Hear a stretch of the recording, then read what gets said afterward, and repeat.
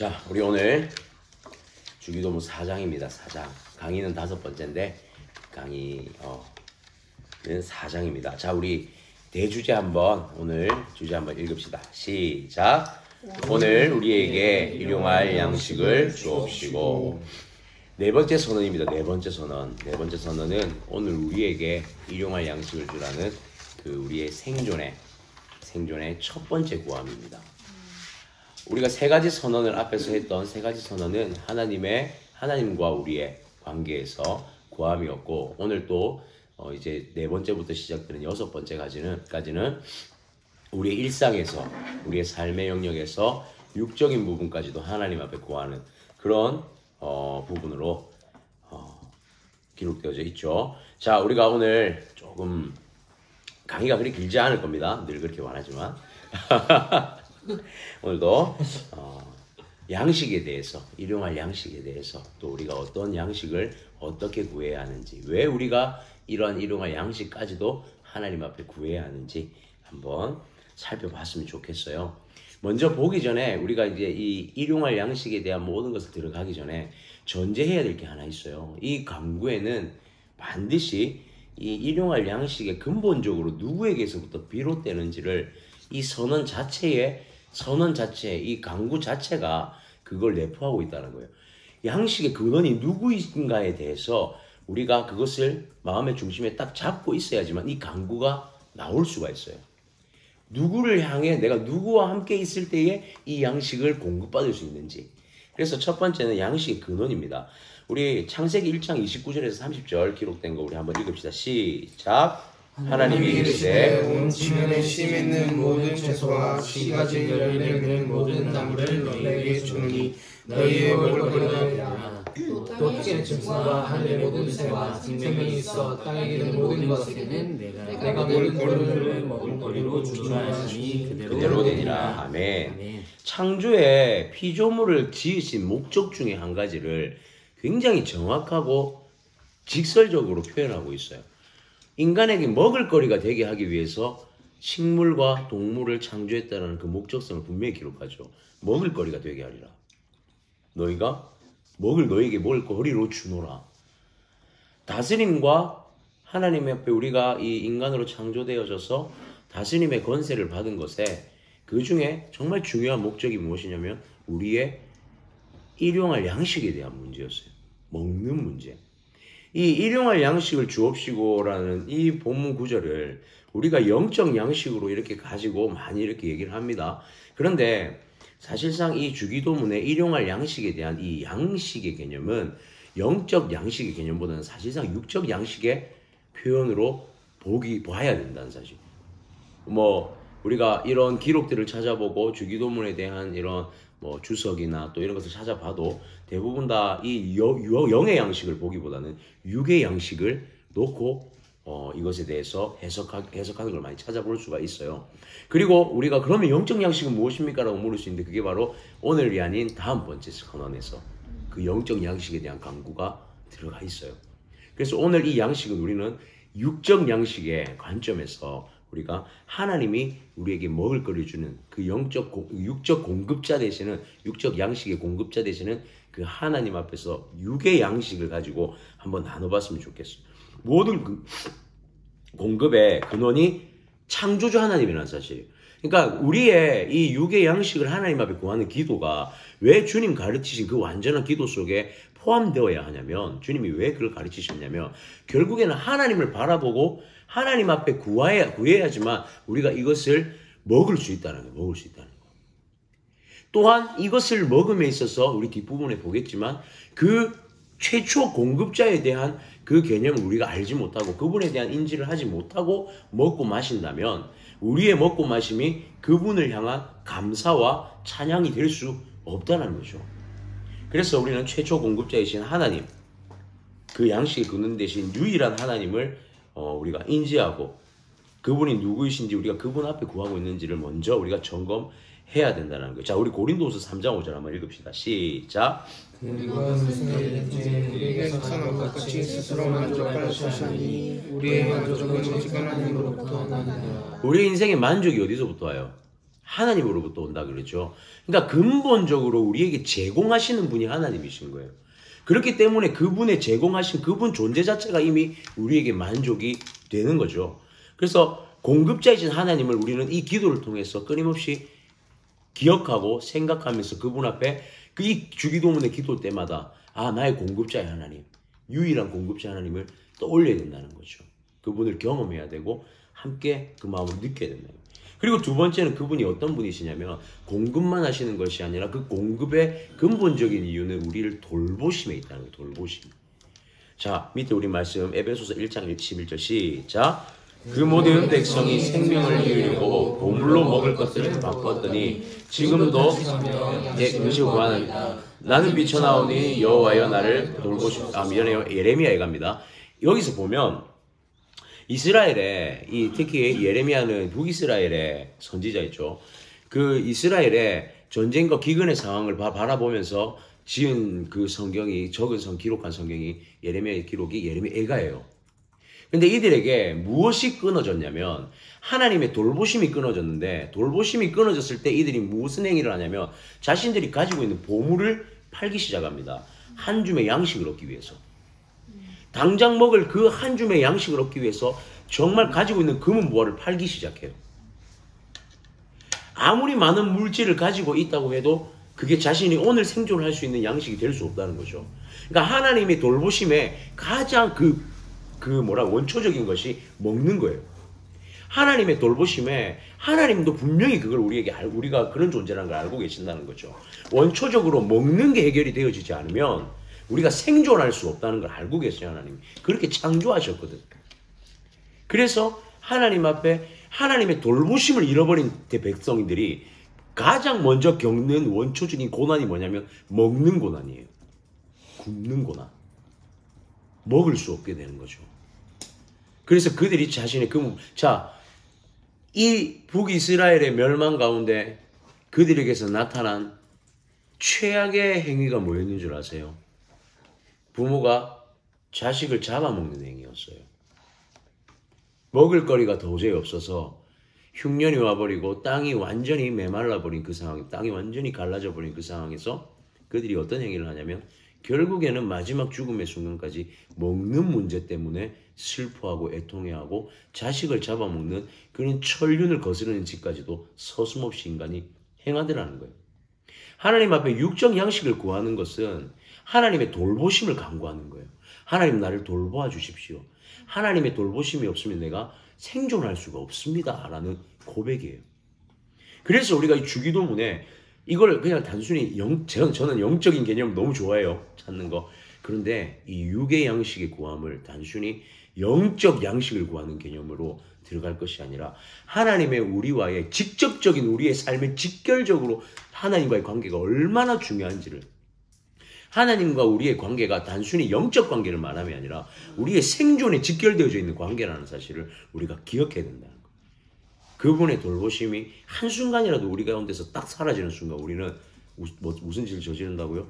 먹는 문제로는 범죄하기 시작합니다. 그 범죄의 끝부분까지도 먹는 것이 이 식탐이 가져오게 되는 거예요. 그래서 하나님의 돌보심의 부분의 영역에서 나를 돌보신 하나님을 기억하게 하기 위한 기도다. 이 기도를 통해 돌봐보십시오. 하나님 나를 돌봐 주십시오. 자, 세 번째, 간구를 기다리시는 하나님이에요. 하나님 앞에 일용할 양식, 우리 사실 지금 이렇게 앞에도 일용할 양식이 펼쳐져 있죠. 먹을 것들이 있고 오늘 정말 귀한 일용할 양식을 제공해 주셨어요.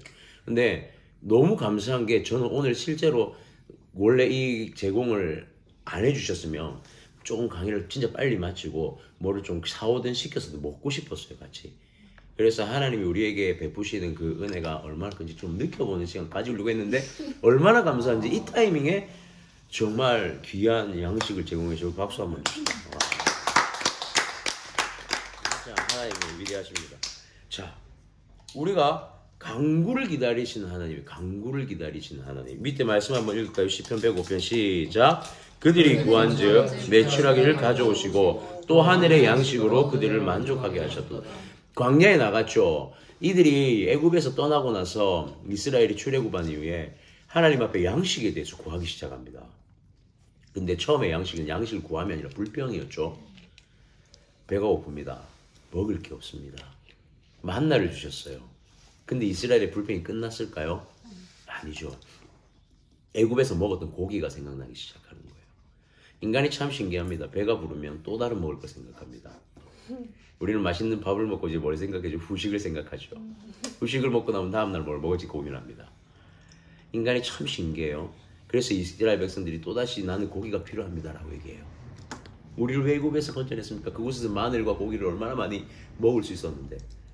그런데 하나님이 그들의 그 소리를 들으세요. 하나님이 그것을 그냥 단순히 불평으로만 여기지 않으셨어요. 이들의 그 고기를 먹고 싶습니다라는 간구에 그들이 구한즉 하나님이 메추리 때를 보내주시는데 언제까지 보내주시냐면 40년을 보내세요. 만나와 메추라기를 40년 동안 이스라엘 백성들이 먹을 수 있도록 제공하세요. 하나님 앞에 간구한다는 것이 너무 중요한 거예요. 그냥 단순히 가만히 있는다고 하나님 주실 수 있는 분이죠. 그게 주실 수 없는 분이 아니에요. 그런데 하나님은 뭘 원하시냐면 아빠 필요해, 이게 필요하다. 하나님 이 소리를 듣기를 원하시는 거예요. 이게 아버지의 입장에서는 기쁨인 거예요. 아빠에게 필요하다고 말하는 그 표현이 아버지의 입장에서 한번 생각해봐. 굉장한 기쁨이에요. 굉장한 기쁨이에요. 오늘 식사를 제공해 주신 우리 혜린이 어머님 너무 감사하죠. 그런데 그 음식을 제공함에 있어 또 그 안에 누가 먹냐면 자식들이 먹는 거예요. 아들, 딸들이 같이 나누는 거예요.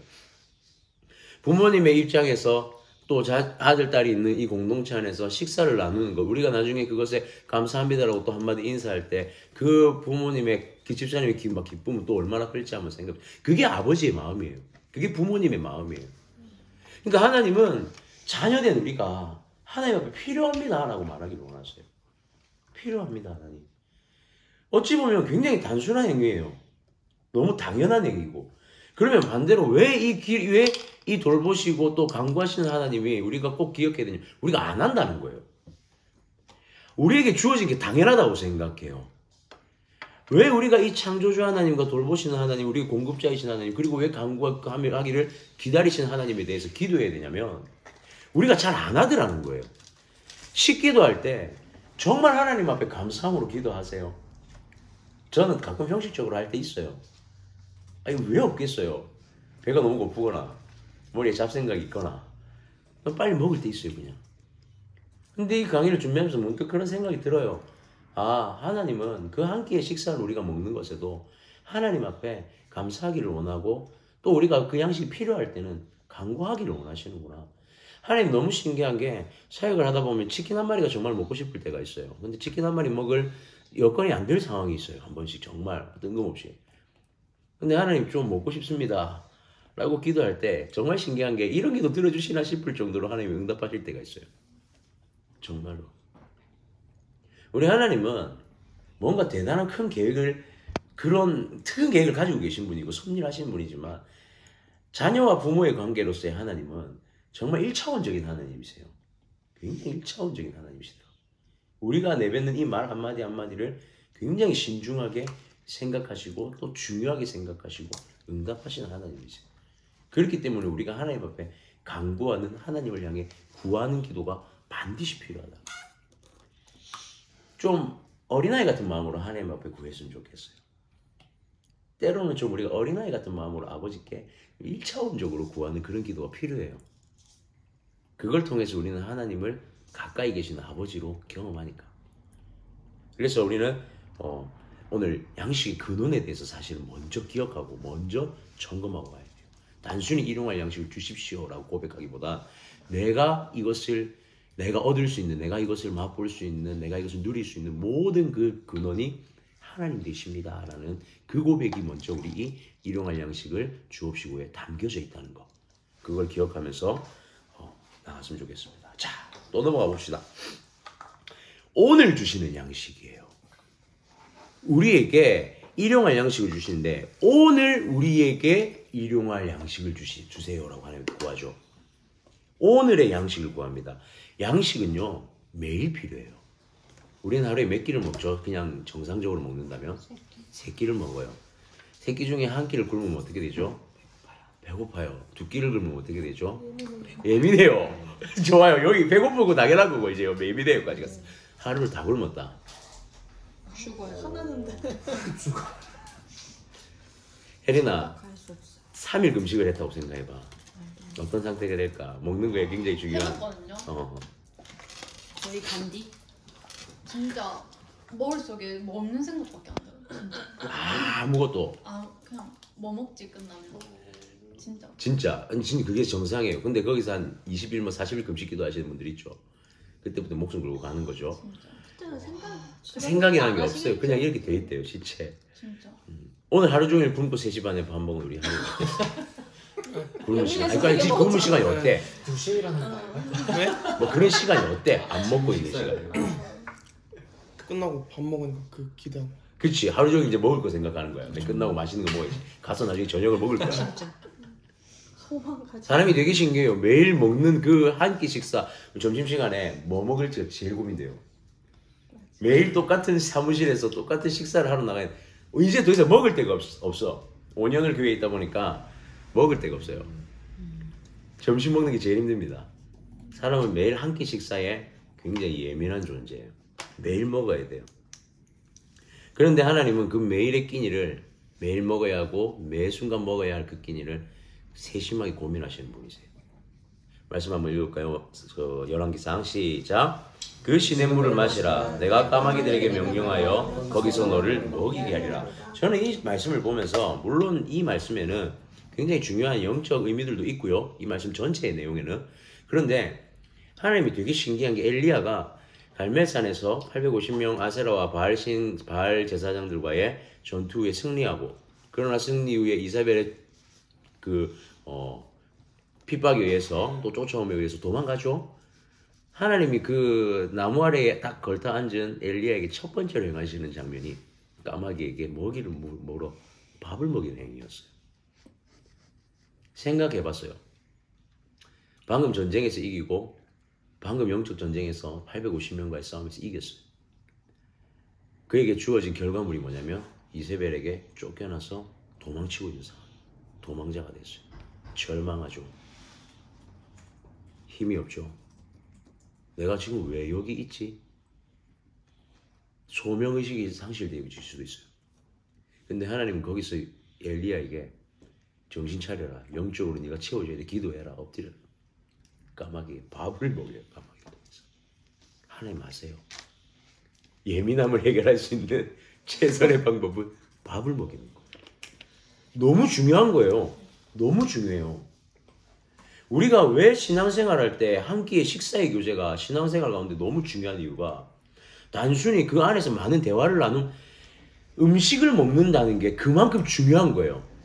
밥을 먹는다는 게 우리가 1차원적으로 피부를 맞대고 소통할 수 있는 너무 중요한 소통이 될 수 있다는 거예요. 그 밥을 한 끼를 먹는 것 자체만으로도 너무 행복할 수 있거든. 그 밥 한 끼가. 하나님 그걸 너무 잘 아세요. 우리의 심리 상태, 우리의 원초적인 그 1차원적인 욕구를 너무 잘 아세요. 그런데 이게 안 채워졌을 때 일어나는 범죄 또한 알기 때문에 하나님은 우리의 매일의 양식을 늘 고민하시는 분이라는 거예요. 매일의 양식을. 너무 중요합니다. 어떤 방법으로든 우리에게 채우세요. 섬세하신 하나님이세요. 우리 아버지가 참 섬세하신 아버지예요. 우리 아버지 진짜 섬세하신 분이에요. 우리의 그 예민함을 다 아시는 정말 섬세하신 분이세요. 한 끼 식사를 때로는 부모님도 잘 못 챙겨주는 자식의 한 끼 식사를 우리 아버지는 하늘에 계신 아버지는 우리가 그걸 간구할 때 그 즉시로 채우시는 정말 섬세하시고 가까우신 그 아버지라는 사실이에요. 우리 출애굽기 16장 12절 한번 다 읽읍시다. 시작.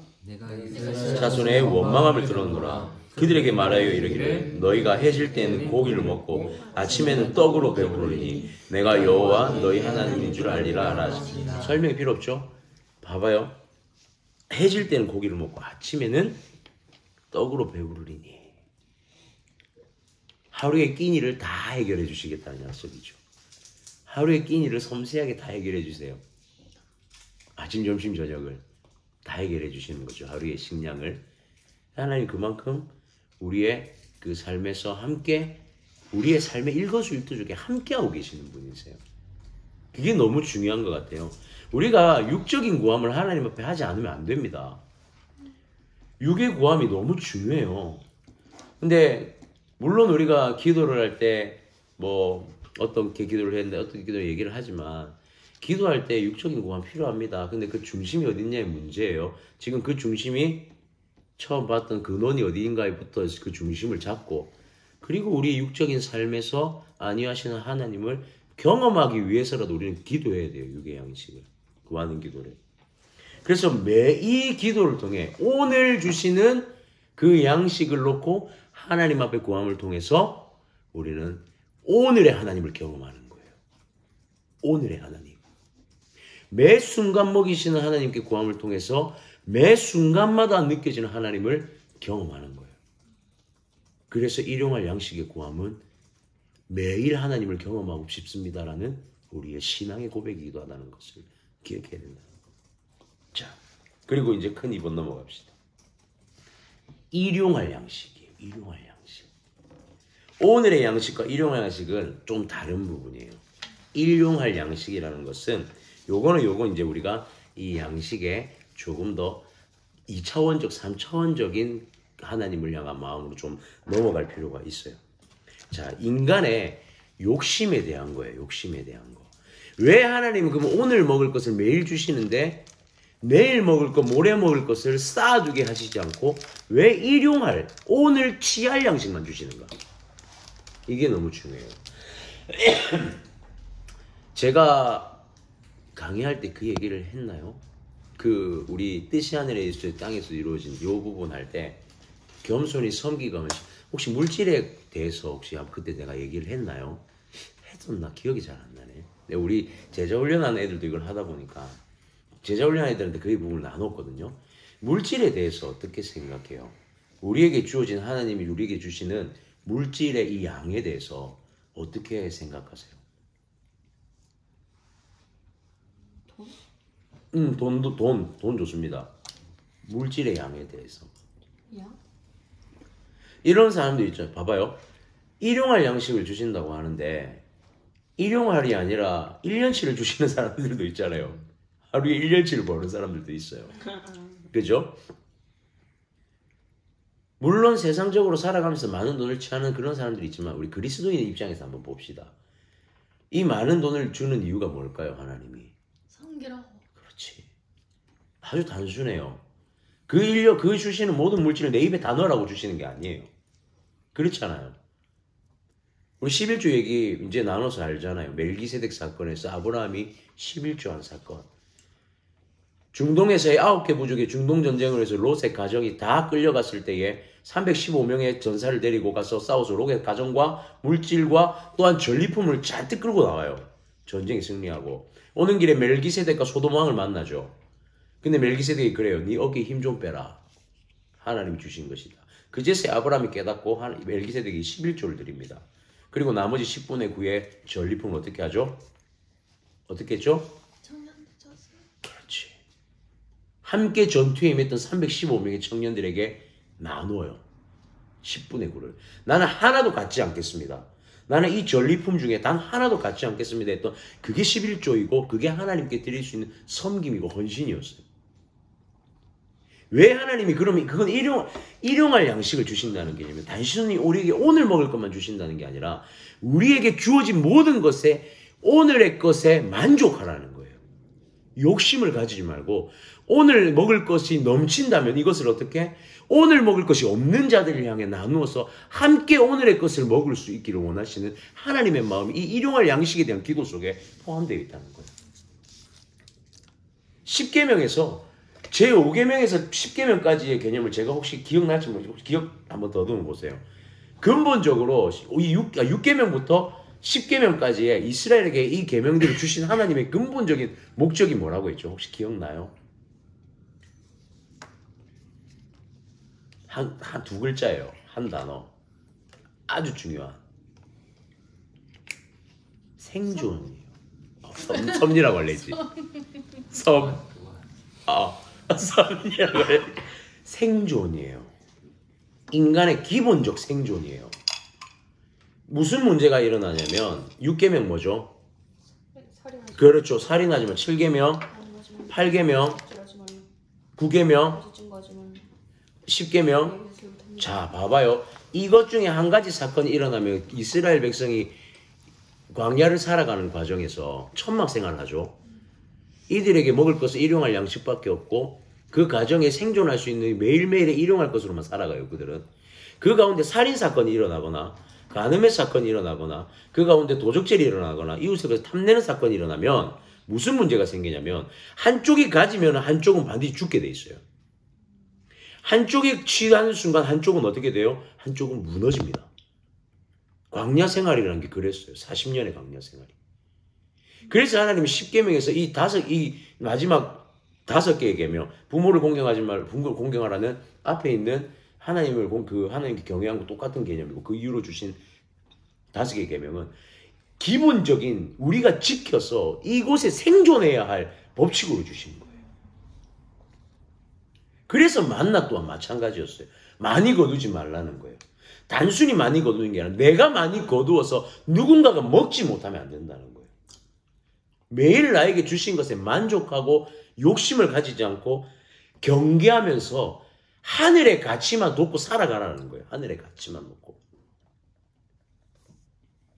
우리 뒷페이지에 볼까요? 마태복음 6장 19절에서 20절 시작. 너희를 위하여 보물을 땅에 쌓아두지 말라. 거기는 종과 똥누기 향하여 도둑이 구멍을 뚫고 도둑질하느니라. 오직 너희를 위하여 보물을 하늘에 쌓아두라. 거기는 종이나 도둑이 해내지 못하며 도둑이 구멍을 뚫지도 못하고 도둑질도 못하느니라. 봐봐요. 땅에 쌓지 말라는 것은 우리에 대한 욕심의 경계이고 하늘의 가치를 두고 쌓아라는 것은 땅의 것을 우리가 이런 개념이죠. 땅의 것을 쌓음을 통해서 나의 것을 축적함에 돌보지 않은 룻기에 나왔던 엘리멜렉의 모습, 나오미의 남편이었던 지주로서 그 일을 감당치 않았던, 그래서 모압 땅에서 가족 모두가 남자들이 다 죽음을 맞이하는, 땅의 것을 욕심내고 쌓지 말고 이것은 언제든지 도둑에게 털릴 수 있는 것이다.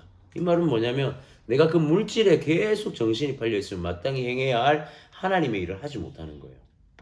내 것을 지키려고 계속 끊임없이 이것에 고민하다 보면 정작 하나님이 나에게 주신 소명과 사명을 상실하고 살게 되는 거예요. 그래서 땅에 쌓지 말라는 거예요. 그리고 무엇을 하늘에 쌓아두라. 섬기는 거예요. 나누는 거예요. 내 것을 아끼지 않고 나누고 섬기고 하나님의 사랑의 마음을 베풀며 살면서, 자, 요한계시록에 2가지의 하나님의 책이 있어요. 기억나요? 사도신경 뗐는데 생명책이 있어요. 그 다음에 우리의 행실을 기록한 책이 하나 더 있어요. 2권의 책이 등장을 합니다. 생명책은 구원의 생명책이에요. 이것은 하나님이 그냥 구원에 대해서 이름을 딱 기록하는 책이에요. 그런데 한 권의 책은 뭐냐면 우리의 모든 행실을 기록하는 책이에요. 그 요한계시록 이 책을 무엇이라고 말하냐면 하늘의 상급의 책이에요. 하늘의 상급의 책. 하나님이 기록하는 2권의 책 가운데 하나님이 우리의 상급에 대한 책을 기록하고 계신다는 거예요. 그래서 하늘에 쌓는다는 것은 이 땅에서 그리스도인으로서 누군가의 생존을 함께 공유하고 긍휼의 마음으로 살아내는 것. 그것이 우리에게 하늘의 상급이 되는 거예요. 하늘의 상급은 절대로 누구도 빼앗아갈 수 없어요. 왜? 하나님이 손에 의해 기록되어지기 때문에. 세상의 가치를 가지고 살아가는 자는 하늘의 상급의 기록이 없습니다. 그래서 하늘의 가치를 가지고 살아가는 자는 반드시 나눕니다. 섬길 수 있어요. 내가 많고 적음이 아니라 내가 지금 한 끼 식사 맛있는 거 하나, 아니 맛있지 않아도 오늘 한 끼를 해결할 수 있다면 나는 나머지를 다 나눌 수 있는 거. 그것이 일용할 양식의 은혜인 거예요. 은혜. 일용할 양식의 은혜. 세상의 것을 추구하지 않는 것. 그래서 밑에 보면 은혜임을 깨닫게 하기 위한 거예요. 단순히 그냥 주시는 은혜가 아니라 내가 하나님의 가치를 두고 살 수 있다는 은혜를 가지고 사는 거예요. 단순히 오늘 먹은 거에 대한 은혜가 아니라 하늘의 가치가 내게 있구나라는 그 소망을 발견하는 은혜인 거예요. 에베소서 1장 6절 읽읍시다. 시작. 이는 말씀하신 자 안에서 우리에게 거저주시는 바 그의 은혜의 영광을 찬송하게 하는 것이라. 뭐가 나오냐면 사랑하시는 자라고 돼 있죠. 그죠? 하나님이 우리에게 일용할 것을 먹게 하시는데 우리는 이렇게 착각하면 안 돼요. 세상의 가치로 보면 이렇게 되는 거예요. 많이 주셔야 사랑하는 거예요. 많이 베풀어야 사랑하는 거죠. 좋은 금은 보화를 줘야 사랑하는 거고 좋은 것을 갖춰줘야 사랑하는 거예요. 근데 하나님의 기준은 사랑하는 자의 기준은 하늘의 가치를 두는 그 자체를 사랑하는 자라고 말해요. 사랑하는 자. 우리에게 거저 주시는 바. 우리도 거저 줄 수 있는 것 그렇다면 그게 사랑하는 거죠. 내 일용할 것에 욕심내지 말고 그 이외의 것을 거저 나누어 줄 수 있는 은혜. 거저 나누어서 함께 행복을 누릴 수 있는 은혜. 하늘의 가치를 가진 그 은혜를 가지고 살아가는 것. 자, 아버지가 자녀에게 베푸는 것이 갚음의 의무를 부여하지 않는다라고 되어 있는 것은 말 그대로 아버지는 갚으라고 주시는 게 아니잖아요. 그러니까 우리도 이웃을 향해서 일용할 양식 외의 것을 갚음을 주지 말고 나누자는 거예요. 굳이 갚아야 되지 않아요. 물론 우리 혜린이가 가끔씩 이렇게 뿜빠이라는 표현에 이렇게 분배해서 쓰고 나면 10원짜리 하나라도 정확하게 받는 이거는 행정적인 문제인 거예요. 근데 저는 알아요. 되게 많이 섬겨요. 오늘만 해도 그렇고 자꾸 밥을 사서 미안해요 한 번씩. 우리 동해도 그렇고 제가 밥 먹고 카드를 꺼내려고 하면 가서 막 계산하고 있고 그래서 막 저도 서로 몰래 결제해야 되는 그런 상황까지 이르는 그런 게 왔는데 그게 참 감사한 것 같아요. 내가 내 것이라 생각하지 않고 언제든 섬기고 흘려보낼 수 있는 거. 그걸 언젠가 돌려받겠지라는 마음이 없어요. 그렇잖아요. 우리가 이걸 언젠가 돌려받겠지?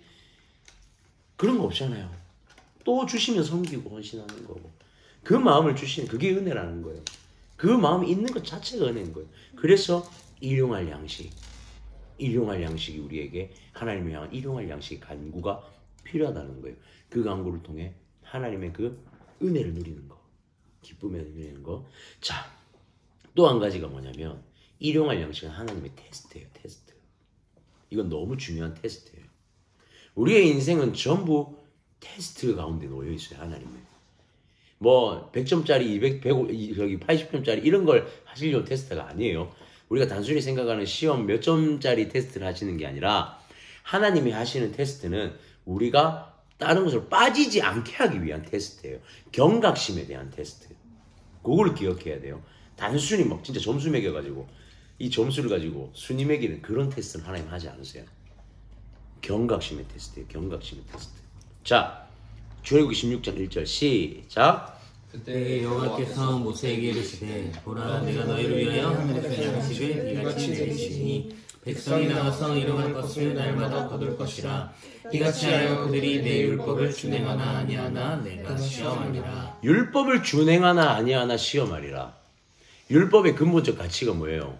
하나님 사랑, 이웃 사랑이에요.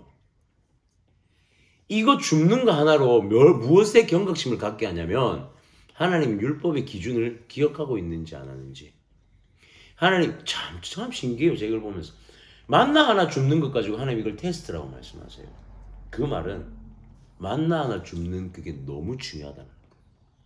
만나 하나 줍는 그 사소한 것에서도 율법의 기준을 가지고 있느냐, 하나님 사랑의 기준을 가지고 행동하느냐. 그러니까 하나님 아주 사소한 그 행동 하나에 하나님의 그 기준과 가치를 기억하기를 원하고 지키며 살기를 원하시는 거예요. 하나님의 테스트는 사실 그렇다는 것은 매일매일 있는 거, 매 순간 있는 거, 우리의 모든 음식을 나누는 순간마다 우리 인생의 하나님의 테스트, 경각심을 가지고 살아가는 거예요. 제가 좀 지금 놀라워요. 좀 오병이어 같은 느낌이 살짝 오는데 회비는 2만 원씩 냈는데 매주 간식이 2만 원씩 나와요. 이게 무슨 이런 일이 있습니까? 나중에 정사를 합시다. 이거는 어느 정도 정사를 좀 해야 됩니다. 근데 진짜 그런 마음이 들어요. 왜 매주 2만 원 회비 이렇게 된가? 1주, 2주, 3주 이렇게 가는 건가? 그런 걸 보면서 이제 느끼는 거예요. 내가 이 마음에 이런 섬기고 베품이 아깝다라는 생각이 들 때, 혹여나 내가 이런 섬김이 망설여질 때, 내가 이 섬김을 갚음을 받으려고 할 때 그런 마음이 있다면 우리는 그것을 통해 경각심을 가져야 되는 거예요. 왜 내 마음에 이런 마음이 있지? 하나님 나에게 또 일용할 양식을 주실 것인데 왜 내게 베푸는 것에 내가 인색해야 하지? 그러면서 내가 하나님 앞에 오늘도 다시 한번 하나님 앞에 경각심을 가지고 서는 거예요. 하나님 내가 아직도 이렇습니다. 고백하게 되고 하나님 내가 내일은 그리 살지 않기를 원합니다. 되게 하게 되고 그러면서 하나님의 사랑을 다시 누리고 가까워지고 또 깊어져 가면서 그 연륜이 쌓여져 가면 언젠가 우리가 나이를 많이 먹고 그리고 언젠가 하나님 앞에 섰을 때 하나님 그렇게 말씀하시겠죠. 착하고 충성된 종아. 다른 걸 충성되다 말하는 게 아니에요. 지금 오늘 주어진 것에서 내가 하나님만의 율법을 지키며 살아가는 거. 하나님 사랑과 이웃 사랑을 그냥 실천하면서 살아가는 거. 왜 안 넘어지겠어요? 또 넘어지겠죠. 그러나 그거였기 때문에 또 테스트 하셔서 경각심 가지고 또 일어나게 하시는 거고. 그래서 하나님 그 테스트를 오늘 일용할 양식을 통해 하나님과 가까워지기를 원하세요. 하나님을 끊임없이 상기하고 기억하기를 원하세요. 그래서 우리의 일용할 양식의 기도가 있어야 된다는 거. 있어야 된다는 거. 자, 두 번째 영역은 공동체적인 영역이에요. 앞에까지는 내 개인에 대한 영역이죠. 개인의 신앙과 영적인 부분이 하나님 앞에 일용할 양식을 통해서 깨어지는 거라면 공동체적 영역을 하나님은 반드시 언급합니다. 자, 주기도문 모든 대상에 대한 언급이 뭐예요? 우리예요, 우리. 우리예요, 우리. 주기도문은 우리에게 일용할 양식을 주옵시오. 우리에게. 그죠? 우리에게 주시는 양식이에요. 누가복음 11장 4절 시작. 내가 너희에게 말하노니 비록 벗됨으로 인하여서는 일어나지 주지 아니할지라도 그 간접을 인하여 그 요구대로 주리. 이 무슨 말씀이냐면 저는 이게 처음 보면서 야, 뭐 이런 말씀이 있지 싶었어요. 근데 이게 무슨 말이냐면 벗이 찾아왔어요. 벗이 찾아와서 너무 긴급한 상황에서 찾아왔는데 벗이라는 개념에서는 도와주지 않아도 된다 그래요. 왜냐하면 이게 뭐냐면 도와주지 된다 안 하도 된다가 아니라기보다는 정확히 이런 거예요. 벗의 개념에서 그를 보게 되면 도와주지 않을 수도 있다라고 말해요. 그런데 그의 간청함의 입장에서 보면은 도와주지 않을 수 없다 이거예요. 그 말은 벗이 찾아오든 벗이 찾아오지 않고 누군가가 나를 찾아오든 도와주는 그 간청함을 보고 그가 지금 정말 필요하다면 내 일용할 것이라도 나눠줄 수 있어야 된다. 언제 찾아와요? 밤에 찾아와요. 이게 앞에 내고 일어나서 주라고. 일어나서 주라. 긴급하게 찾아와서 구하는 자가 있다면 줘야 된다는 거예요. 너무 중요한 말씀이에요. 누가복음에 주기도문 내용이 담겨져 있어요. 지금 이 누가복음 11장 4절이 어떤 말씀이냐면 주기도문에 나온 말씀이에요. 누가복음에 기록된 주기도문 안에 있는 말씀이에요. 누가복음의 관점에서 주기도문은 이웃사랑의 관점이 강력해요. 누가복음은 의사인 누가가 영혼의 관점에서 쓴 성경이에요. 평민, 서민들의 약자들의 관점에서 쓴 성경이에요. 그래서 이 간청함을 보라는 건 그의 절실함과 그의 생존을 보라는 거예요. 우리 공동체에. 교회에 가끔씩 찾아오시는 분들이 좀 있어요. 알죠? 사역하다 보면 정중하게 오세요. 밥을 한 끼도 못 먹었다고 찾아오시는 분, 자비가 필요하다고 찾아오시는 분, 늘 찾아오시는 분들이 있어요. 루틴이 있어요.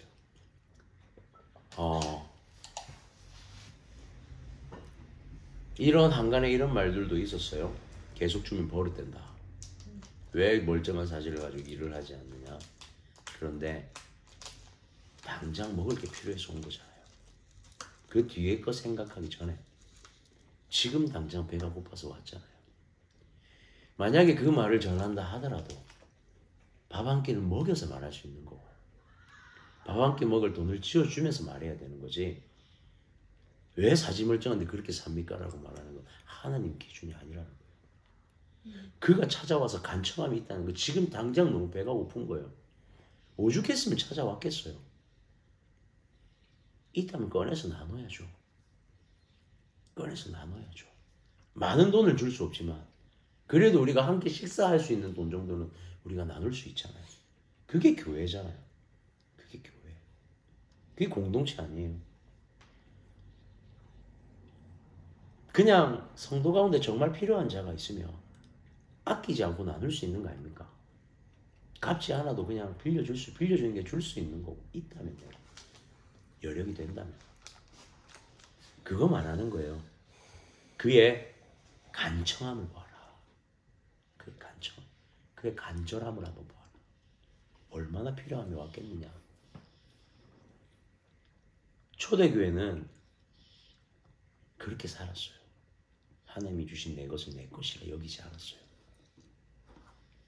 100% 하나님의 것이고 이웃을 향해 주시는 하나님의 선물이라고 생각했어요. 초대교회는.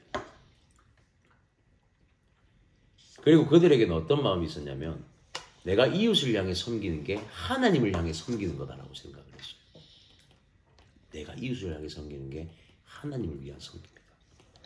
창세기 14장 24절 한번 읽읍시다. 시작.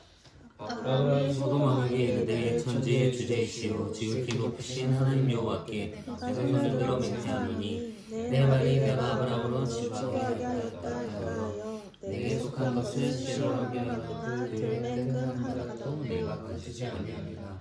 오직 젊은이들이 먹은 것과 나와 하나님과 것과 수고와 나무의 깃을 제할지니 그들이 그 증거를 가질 것이니라. 자, 봐봐요. 이 앞에 말했던 멜기세덱의 11조 사건이죠. 아브라함의.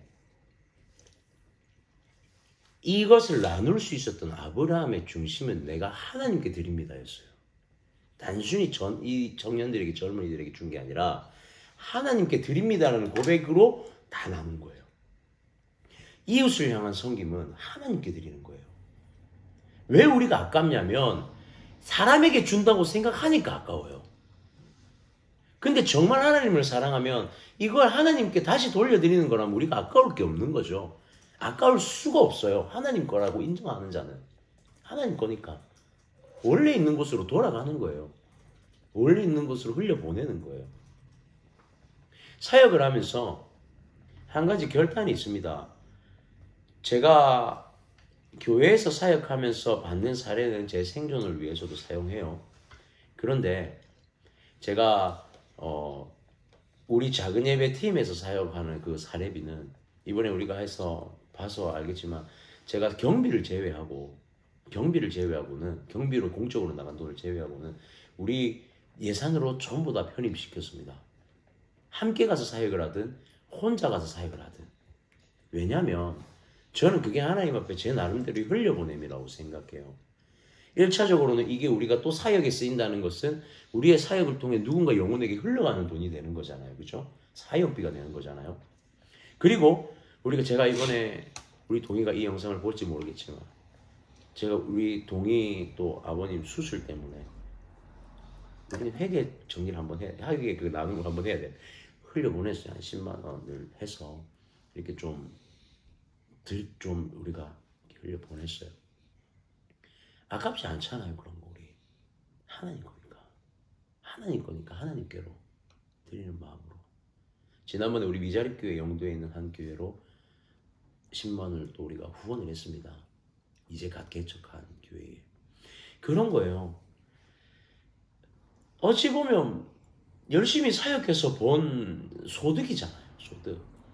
근데 우리는 그걸 소득이라고 생각하면 안 돼요. 하나님이 주신 흘려보내야 할 또 누군가를 위한 하나님의 은혜라고 생각을 해야 돼요. 그래서 끊임없이 흘려보낼 수 있는 거. 하나님께 드리는 거라 생각하고 그 믿음으로 흘려보내는 거. 그러면 이 흘려보내면 결국에는 우리 어떤 하나님의 성품이 필요하죠? 겸손이 필요합니다. 겸손. 하나님 앞에 겸손이 없으면 이 흘려보내면 불가능합니다. 하나님 것입니다 라는 고백 자체가 내 것은 없습니다 라는 고백이에요. 나는 아무것도 아닙니다 라는 고백이에요. 마지막, 이 일용할 양식에 대한 궁극적인 영적 결론이 뭐냐면 감사예요. 감사. 우리는 이 기도를 통해서 감사를 배웁니다.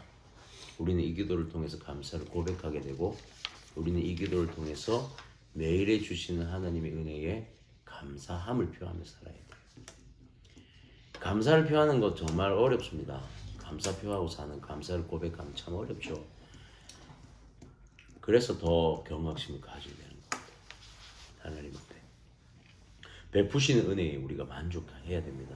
시편 103편 5절 한번 읽을까요? 시작. 아침에 주인자심이 우리를 만족하게 하사 우리를 일생 동안 즐겁고 기쁘게 하소서. 아침에 주시는 만족이 우리의 일생의 기쁨이 되게 해주십시오. 여러분, 이 정말 어떻게 이렇게 고백할 수 있을까? 아침에 주의 인자하심을 경험하는 그 은혜가 일생의 은혜가 되게 해주십시오. 오늘 하루의 감사가 내 일평생의 감사가 되게 해주십시오라는 고백, 너무 멋있는 고백인 것 같아요. 진짜. 아침에 눈을 떠서 하나님 앞에 내가 살아있음이 감사합니다. 아침에 밥 한 끼를 먹으면서 살아있음이, 아침을 잘 안 먹지만 감사합니다. 매일 그 감사의 고백이 내 일평생의 고백이 될 수 있다면 그것만큼 귀한 은혜가 어디 있을까 하고 생각합니다. 참 쉽지 않을 거라고 생각해요. 겸손하지 못한 순간이 계속 올 수도 있어요. 감사하지 못한 순간이 늘 올 거고요. 그럼에도 불구하고 우리는 감사함으로 하나님 앞에 매일 매 순간을 고백해야 된다는 거. 결국 일용할 양식에 대한 고백은 궁극적으로 우리가 하나님을 향한 감사의 고백의 시작이라는 거예요. 그 기도가. 내가 평생 감사하고 살겠습니다. 평생 감사하고. 매일 감사죠. 마지막 말씀입니다. 시작. 우리가 종일 하나님을 찬양하나이다. 우리는 하나님의 이름에 영원히 감사하리이다. 우리가 종일 하나님을 자랑합니다. 매일 매 순간 나와 연관돼 관계하신 하나님을 경험한다면 하나님을 자랑할 수밖에 없을 것 같아요. 그런 것 같습니다. 사역을 하고 말씀을 전하고 제가 성경을 예전에는 전할 때는 수많은 대안들과 방법론과 이런 것들을 봤다면 요즘에는 그런 생각을 해요. 성경은 보면 볼수록 그냥 하나님을 드러내는 것밖에 없구나. 설교를 한다는 건 하나님을 드러내는 일이고 말씀을 전한다는 건 하나님을 나타내는 일이에요. 그래서 그분이 우리의 삶의 대안이 되어지고 그래서 그분의 삶이 우리의 적용이 되어지고 그분의 이름 자체가 우리의 자랑이 되어지면 삶이 우리의 삶에 기쁨과 감사로 충만하는 그 삶을 영원히 누릴 수 있어요. 나아가서 주기도문은 항상 그것을 강조합니다. 평생에 누리는 일생의 삶과 더불어서 주님 만나는 그날의 삶까지도 늘 고백하게 만들어요. 여기서 말하는 영원히 단순히 오늘 하루와 우리의 살아가는 삶 일상에 넘어서서 하나님과 마주하고 평생을 그 천국에서 살아갈 그 순간까지도 우리는 감사하며 살아가게 되는 거예요. 영원히. 감사라는 단어를 다음에 한번 성경에 찾아보니까 생각보다 되게 많아요. 근데 많은 듯 하지만 또 적게 느껴져요. 그 말은 되게 애매한 양의 감사가 있어요. 많이 기록되어 있는 것 같지만 왜 이런 말을 하냐면 감사하지 못하는 구절들이 많아서 감사라는 단어가 적혀 있기도 해요. 감사하지 못함에 대한 감사가 적혀 있기도 하다는 거예요. 하나님 앞에 감사한다는 거 쉽지 않지만 우리 매일 일용할 양식에 대한 이 기도를 통해서 하나님 앞에 감사하며 삽시다. 은혜에 감사하고 오늘 주신 것에 감사하고 나눌 수 있음에 감사하고 나눔을 받을 수 있음에 감사하고 그래서 하나님 안에서 하나님의 그 은혜의 테스트 안에서 매일매일 우리가 경각심 가지고 은혜 누리면서 살았으면 좋겠습니다. 오늘도 일용할 양식 주신 하나님 앞에 감사하면서 오늘 하루를 잘 마치고 또 내일도 감사함으로 시작되어지는 하루를 우리가 살아내기를 간절히 소망합니다. 아멘.